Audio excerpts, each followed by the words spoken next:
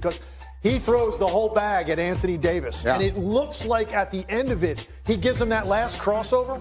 Anthony Davis's ability to not only move his feet back from being tangled, which he did, he then goes full extension to get a hand on it. This is what I'm talking about right here. Right at the end of this, watch the crossover he hits Anthony Davis with.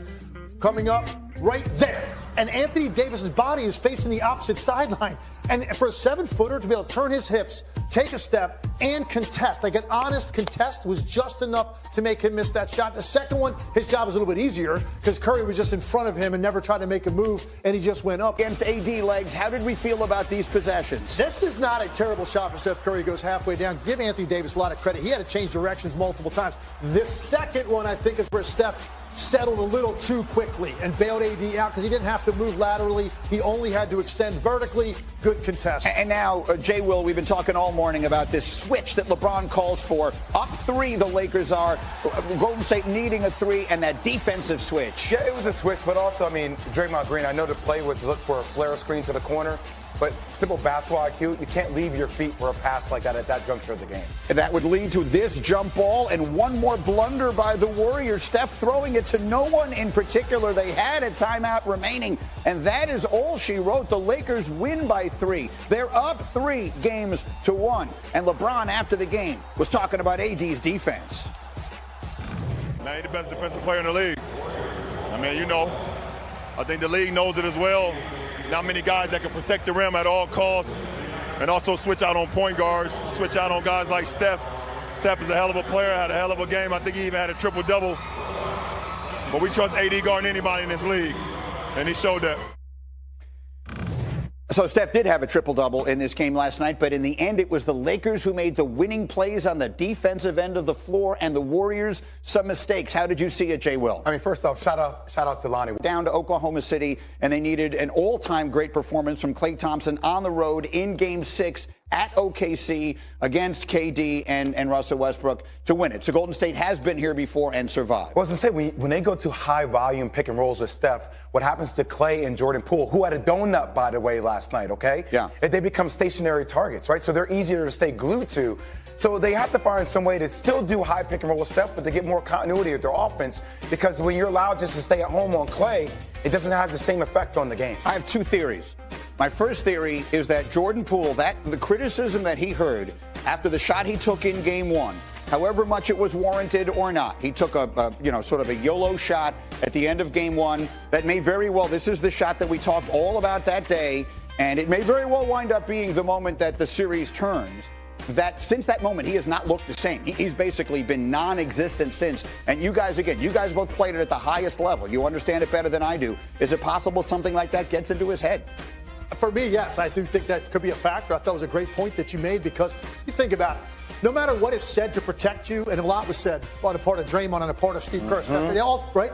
Doesn't matter. You still hear the chatter. You're a young player. You're on social media. 6 weeks removed from the Lakers being the 12th seed in the Western Conference to where the Lakers are 1 win away from knocking out the defending champs and are currently listed by the odds makers in Las Vegas as the favorites to win the West. Do you think they do it, Jay Will? I think they have a legit shot. We were on March 30th on this show, and I was like, look, after they played against my Bulls, and people writing articles, well, it's just against the Bulls, and the Bulls aren't that good. The Bulls are playing really good basketball at that time. And I remember watching them play at the United Center, and I said to myself, this is a team that can win a world championship.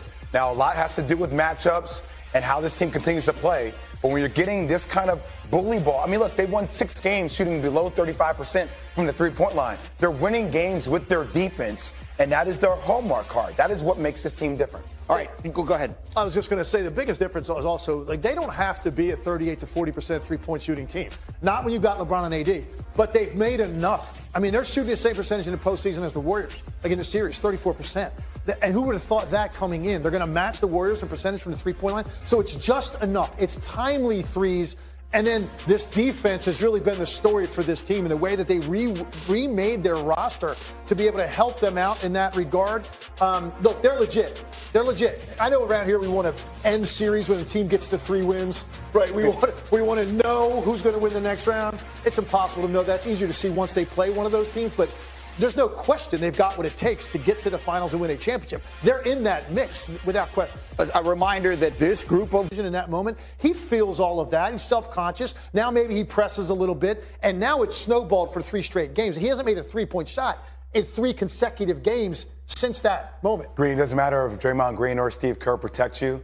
Like, the feeling in the locker room tells you everything you need to know. Yeah. I mean, and by the way, it followed him last night, even to his post-game interview afterwards with the media. You can just tell there's tension around him overall. And then I have one more theory for you this morning, and that is this, that I believe the Warriors are going to win Game 5. They're going to come home. They have the heart of a champion. They're going to have the home crowd behind them.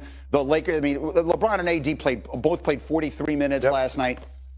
If I'm the Lakers, I leave LeBron and AD in L.A. I say, you know what? We don't win Game 5 no matter what. My shot of winning this series is to come home, keep these guys fresh. But why do you have to leave them in ice L.A.? Bags. Well, why even bother putting the miles on them on the plane? Let them drive up and down the PCH. It's a beautiful drive up and down Pacific Coast Highway. Yeah. They're going to lose this series. San Antonio did exactly this Can I just tell you, ago. Steph is one of the most petty, competitive guys there is. Yeah. The last thing they need is a spark. You're going to disrespect me?